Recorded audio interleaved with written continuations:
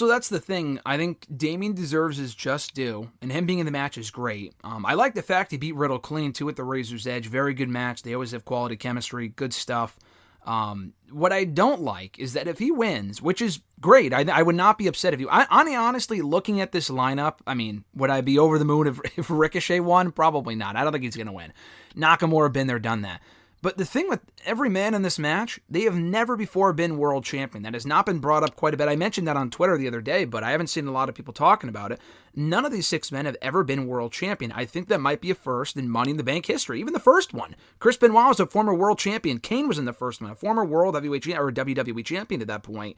There was one in 2013 with like fresh faces, new generation, whatever. Fucking Jack Swagger was in there. He's a former world champion, or was, whatever.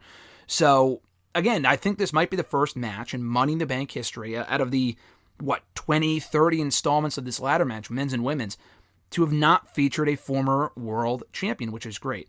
I would still not have Damian Priest win because my worry is this, is that while Damian Priest does deserve to be at the main event level, and he should be there at some point, a couple things. I think, as we've talked about before, not to beat a dead horse, Raw needs the heels. So I wouldn't split Damian off soon, but it looks like they're headed in that direction, maybe replacing with JD McDonough. We talked about that last week.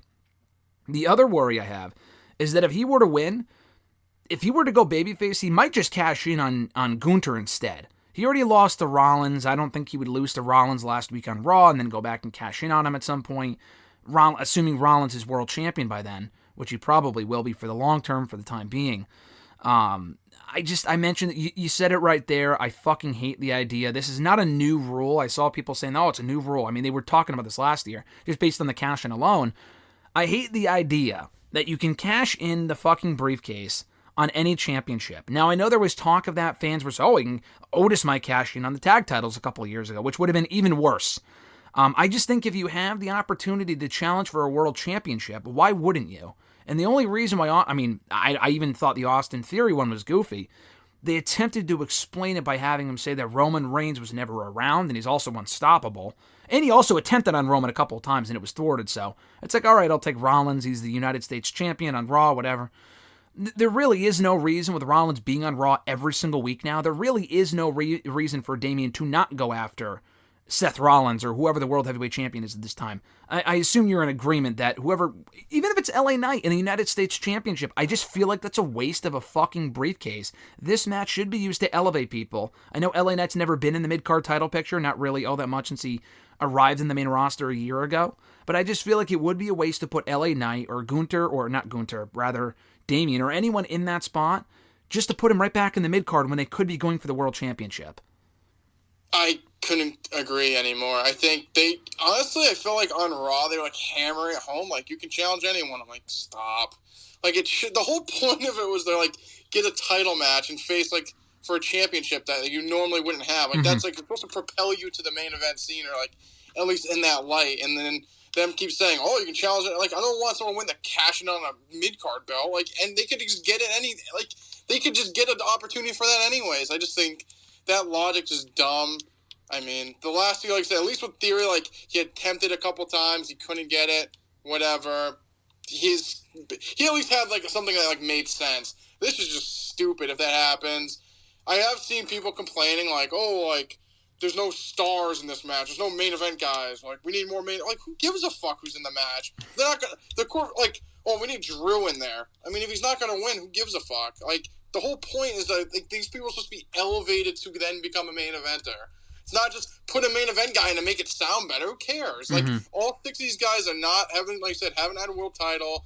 They're all kind of, like, neat. Like, this is what I think the briefcase is meant for. Like, people that need the briefcase to then get elevated to that level. I mean, Priest has contended for the title. These other guys haven't even sniffed it. So, I guess Ricochet got squashed by Brock in, like, 2 seconds. But, I think this is, like, what I envisioned the briefcase. I mean, that's what it kind of initially was like, guys that weren't normally getting title shots. Like, this was, like, their moment, and to finally break into the main event scene. And if they won, then their run would kind of sink or swim their kind of eventual push. But, I mean, people saying, we need more stars in it. Just stupid. Like, we need Rey Mysterio. And, like, no, we don't. No. We don't need Rey in it. Stop.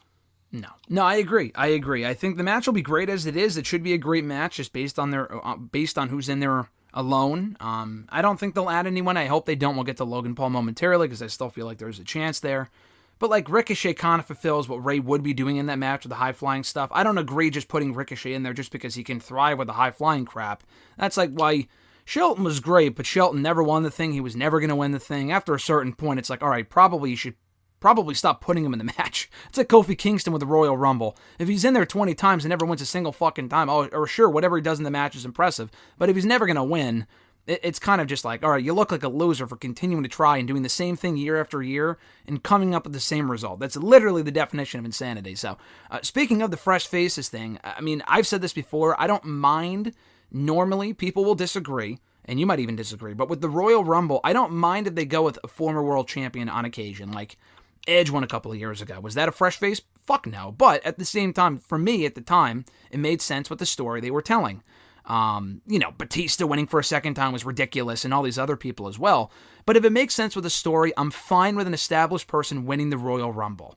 Like we had fresh faces this year. I mean, Rhea was a former women's champion, obviously, but still a relatively fresh face compared to fucking Charlotte or Becky or Bayley or something.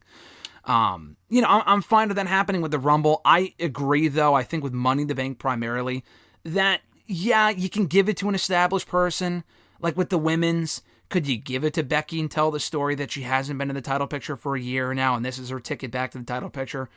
Yeah, but I just don't like that. Bayley, same thing. Like, I know her character perfectly fits what you would expect out of a Miss Money in the Bank, but at the same time, it's like, dude. And not only has she been champion, she's literally won the briefcase before. I would rather they do something new, like you said, to give people an opportunity at a title they have either not contended for before or would not normally be seen at that level, which is why I'm still picking EO and LA Knight. And Zoe's also a possibility. I'm not completely confident in that, but I would be perfectly fine with her as a backup choice. I'd prefer her over Bayley or Becky, who I like both of them a lot, but I just don't think they should win. So keep an eye on Damian. He could win the briefcase. I'm still hoping for LA Knight. I feel like they'd go nuts in London if they did, if he did win the briefcase, but we'll find out coming up in a couple weeks.